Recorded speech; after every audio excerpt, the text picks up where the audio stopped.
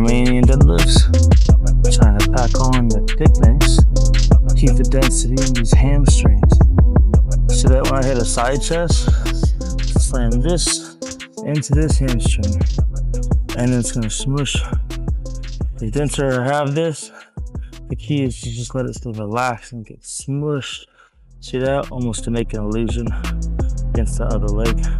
Makes the leg look wider from here to here. So, I love Romanian deadlifts. They help me honestly just put mass on the leg and find that density to the hamstring. So, it's not isolating, but I love power movements and compounds. So, I've been enjoying these. I'm gonna keep them in as long as I can, as long as I feel safe. I'm 9 weeks out, so at some point I assume I'd have to be careful, but we'll see. But I've hamstrings today. You saw that I did some single leg hamstring curls. Started off with a couple warm-up sets, and then we got right into a couple working sets. And then now we're off to Romanian deadlifts. And I think we got more curls next, so see you on the next one. But hamstrings.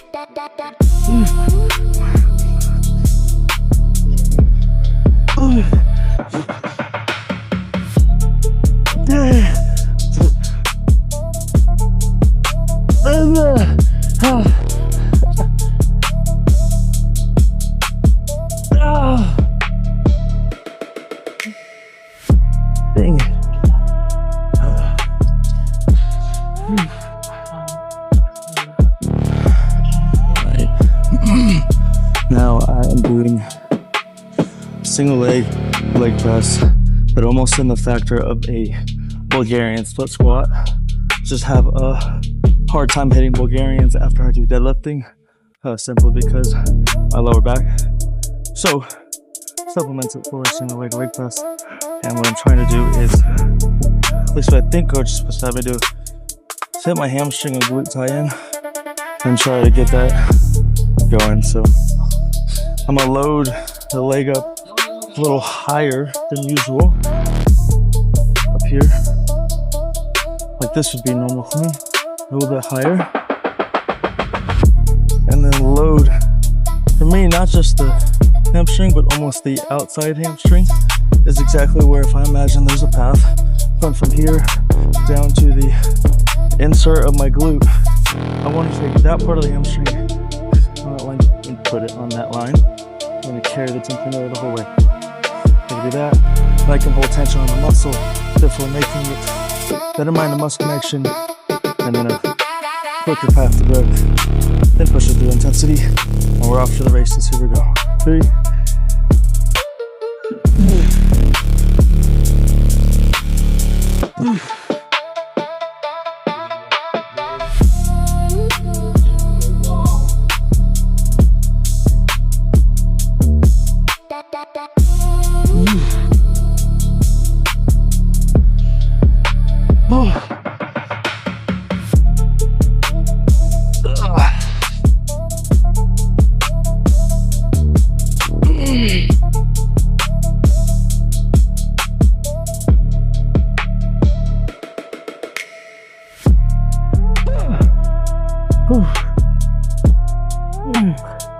Dear God. That was really intense. Up after my leg dropped.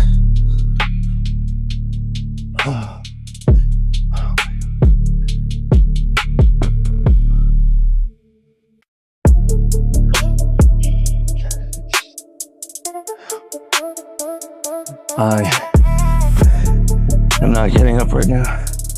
I'm gonna keep the camera right there. Right there.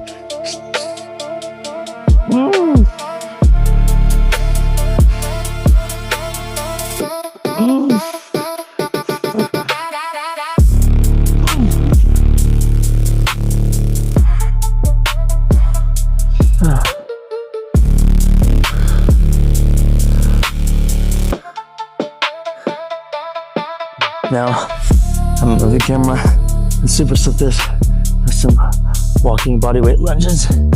So let's go.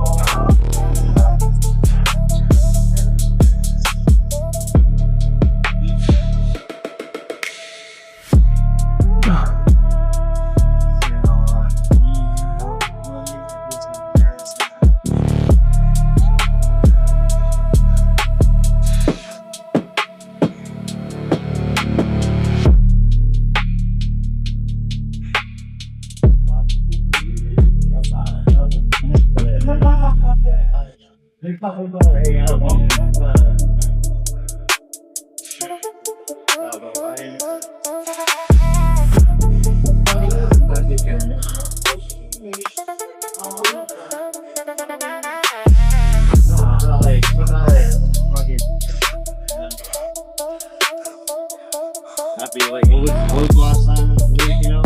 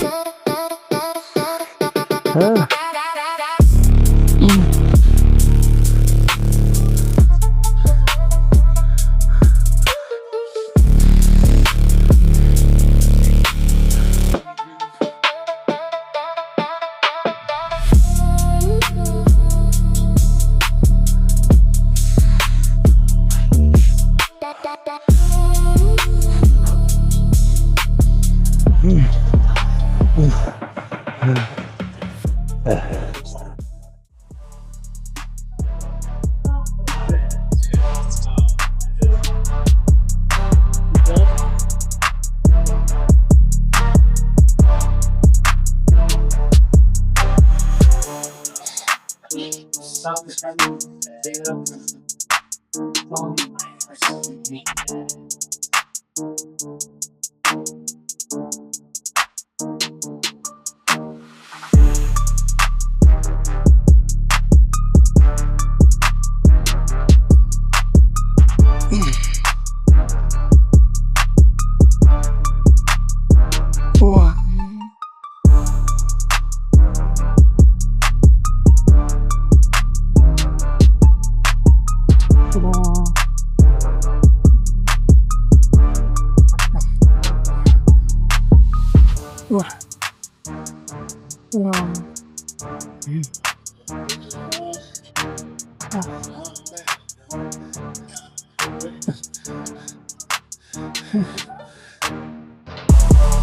we go.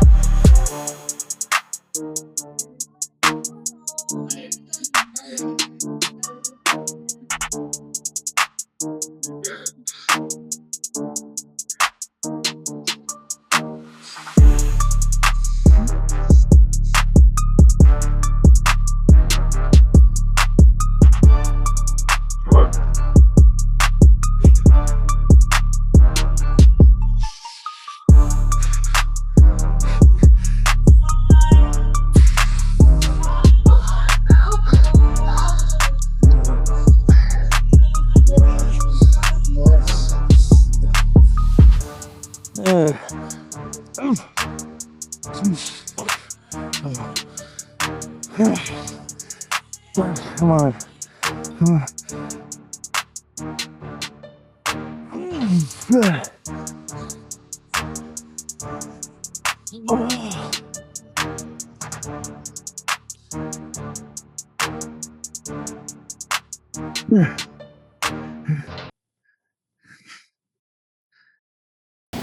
All right.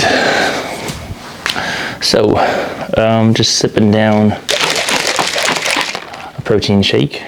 It is the next day from the workout. Yesterday, you saw me hit hamstrings. It was about 9 weeks and 1 day out as of yesterday from October 3rd. Ace of stage is what I'm going to be competing at. Yeah, so thoughts on yesterday.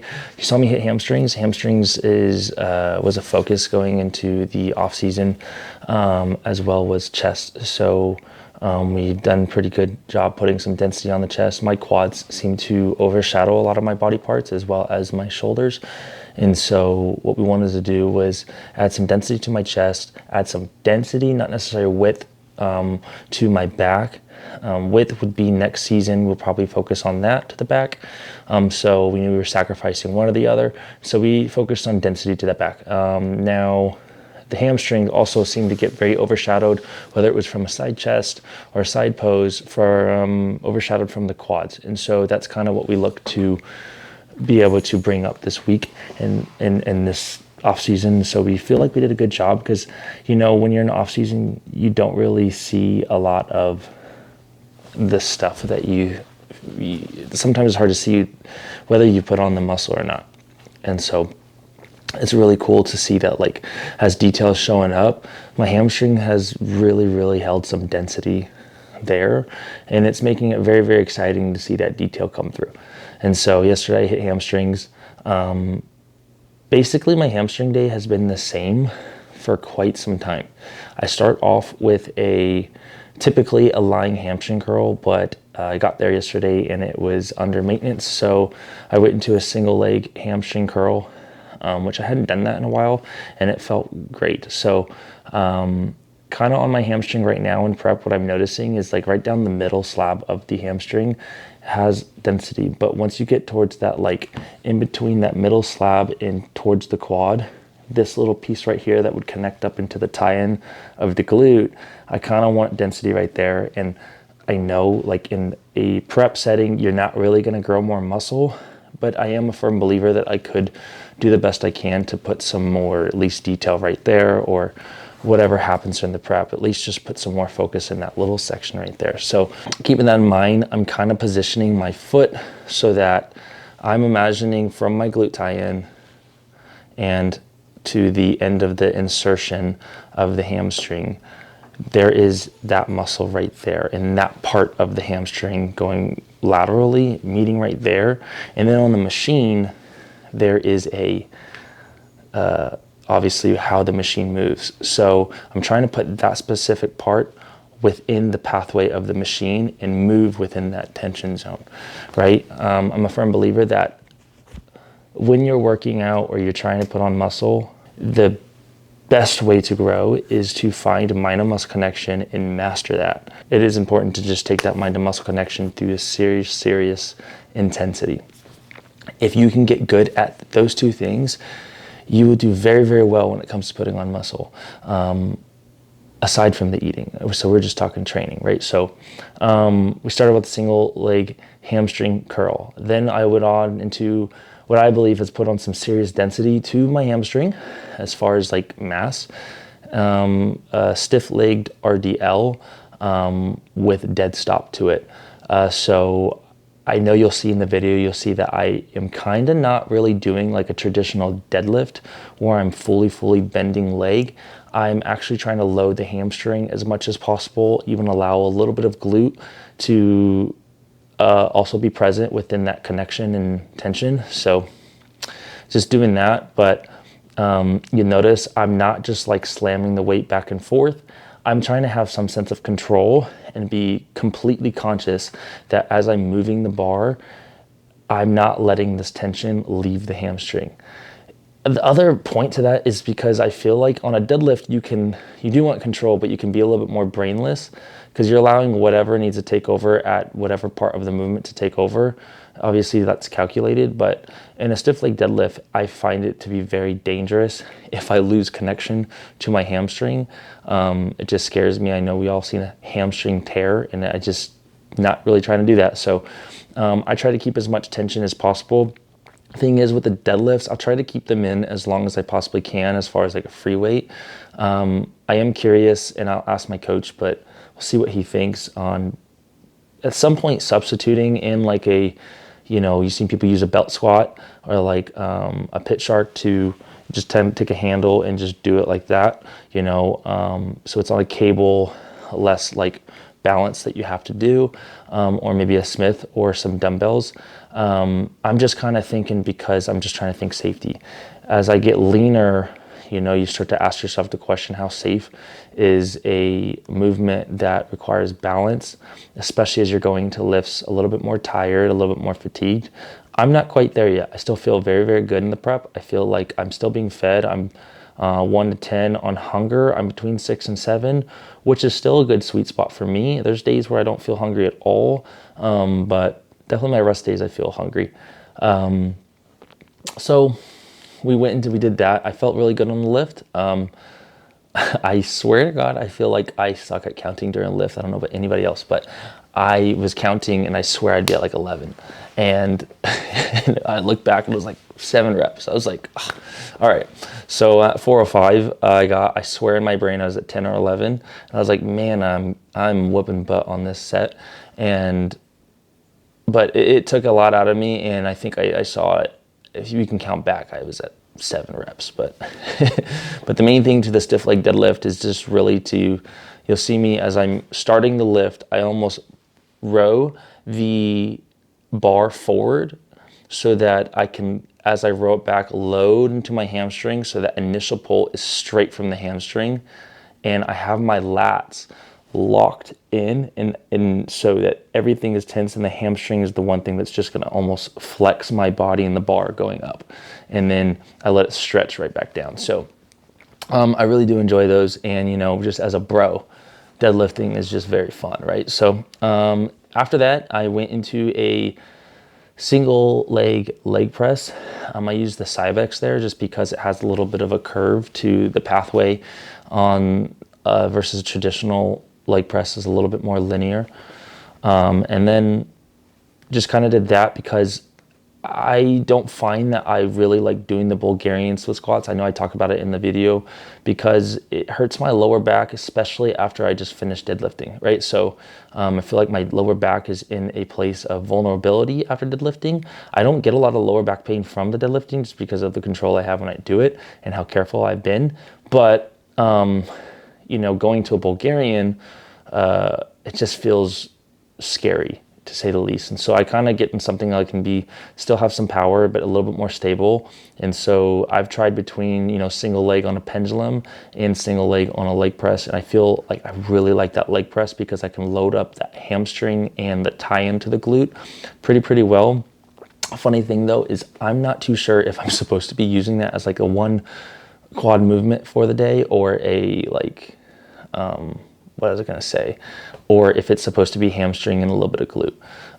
After that, I typically do a glute movement, like a glute hip thrust, to get my glutes taken care of for the day on hamstring, because it's supposed to be hamstring and glute day. But unfortunately, I was late to a family dinner, so I had to skip that one, and I went into a hamstring curl on a seated hamstring curl. So you see that, and that one I'm kind of loading the hamstring similar as what I was saying earlier, kind of that outer sweep to the hamstring that connects into the quad on the outer sweep. So really focusing that. So and those were a blast. I really like a seated hamstring curl. I was really sad not to have the lying hamstring curl because I've been feeling really good with those, but hey, you know, you got to work with what you got, and being flexible in the gym is a very big deal. I was explaining to somebody, like, sometimes you don't have access, especially if you go to one of those like commercial gyms. And sometimes my wife and I, we go to EOS, and it's like, you know, instead of thinking like I need this specific machine, just think, what is that machine? Okay,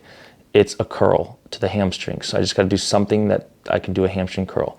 On a chest movement, it's very nice because it's like, okay, it's a flat press. I could do a flat press with a hammer strength machine, a plate loaded machine, a pin loaded machine, dumbbells.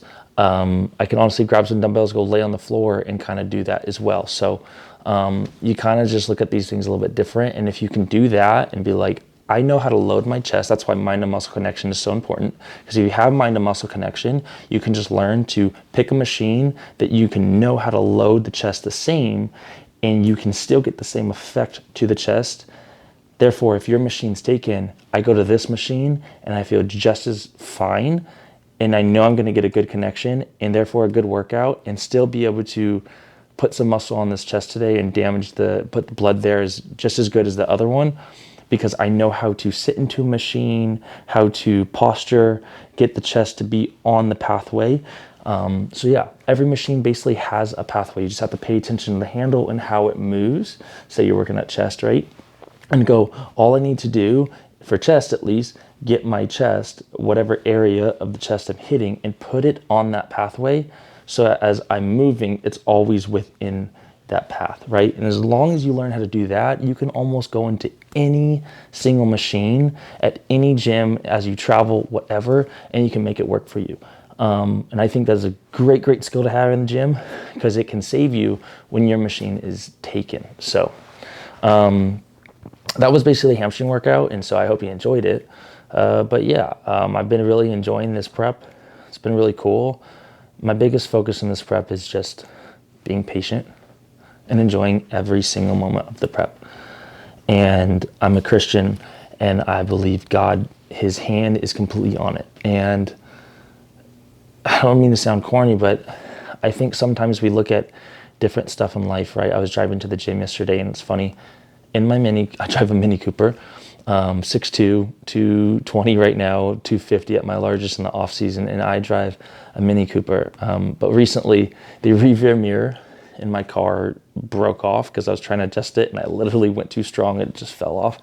And then the side mirror on my left hand, you know, the one you're using to like peek over, the glass part, not the whole assembly, but the glass part was just gone. So I caught myself in a moment where it was like, it's really easy to go, man, life sucks. Like, right? This is just a terrible, inconvenient moment. But eventually you start to realize, yeah, that's all it is, right? Now, those are very easy scenarios, but I also remember a lot of times in my life where I struggled with anxiety attacks or especially depression. And I've been in times in my life where I just did not understand what was going on. And it was really hard to interpret, why is this happening to me and what could possibly come out of this that is good? Because one thing I do know is that there's always something that can come out of what you're going through. And it was hard, right? But in scripture, you have a guy named Paul who went through a lot. Man was shipwrecked, stoned, beaten. He's bitten by snakes. Like, he went through so much and he wrote about it, right? But at the end of his life, he's in a prison cell in the book of Philippians. And what you recognize is he's writing this letter to the book of the church of Philippi. And he's talking about joy and being content. And he's writing that from a jail cell. And I just imagine, like, how do you write from a jail cell a book and a letter that is based off of being content and being joyful?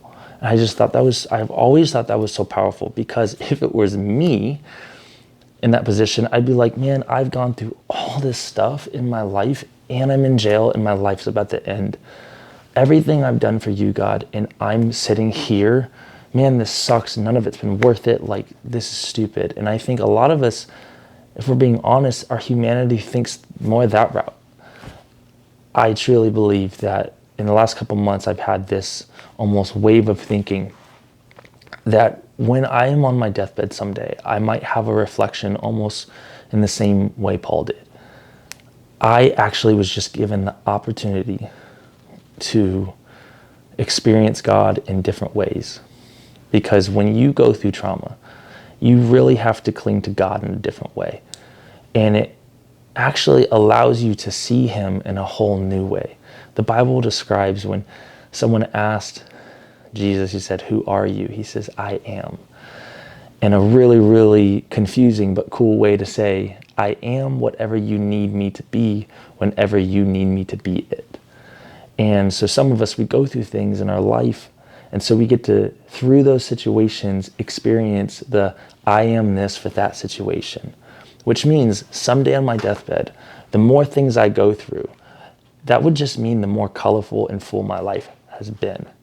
And how much of a blessing it is to know God in every facet, every single sphere of like who he is. That means I got to know more about him. Not just through what we'd all consider things to celebrate in big, big mountaintop experiences, but like I want to be able to treat almost the valley the same as I would treat a meadow, and thank God for walking me through each one of those types of eras in a life or seasons of life. And so I think there's something beautiful about going through things and seeing that, you know what, I don't have to be afraid because he's going to get me through this.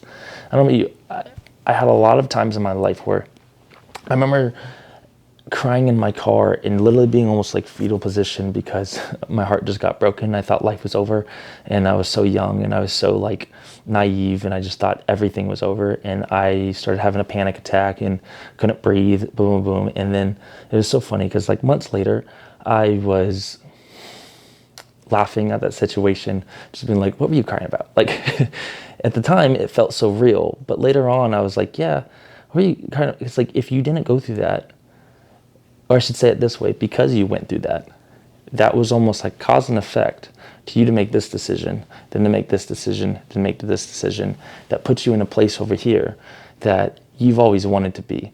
But it's almost like if this didn't happen, it wouldn't have released you to make these decisions to make this happen. And I always think there's a beautiful cause and effect that God has just control, and you can almost see him like puppeteer, making your life work out for good, because his will always prevail for the promises of your life. So I think it's just a really beautiful thing for that. And I love that. So I don't know why I got off on that tangent, but I just feel like in the prep, I want that to be the same story through this prep. I know there's going to be really tough moments that I want to cry, but I want to go in with the mindset of like thanking God for those moments of being able to feel emotion and to not grow numb to emotion, learning how to be patient when it feels hard to be patient, just all those things, right? So, and then just being proud of the discipline that I'm able to have, right? It's been prep and I have not had one cheat meal, not 1 gram off on any meal. I've done all my cardio. I have done all my vitamins, my supplements, my waking up on time. Every day right now is like Groundhog Day. Like from morning to night, it's the same day. The only difference is on training days, I have a certain amount of carbs, and on rest days, I have a certain amount of carbs, and that's about it, right? And on weekends, I just don't go to work. But it's been fun. So I'm looking forward to make more videos, hopefully 1 per week, and keeping you guys updated to the prep. Yeah, I hope to see you in the next video.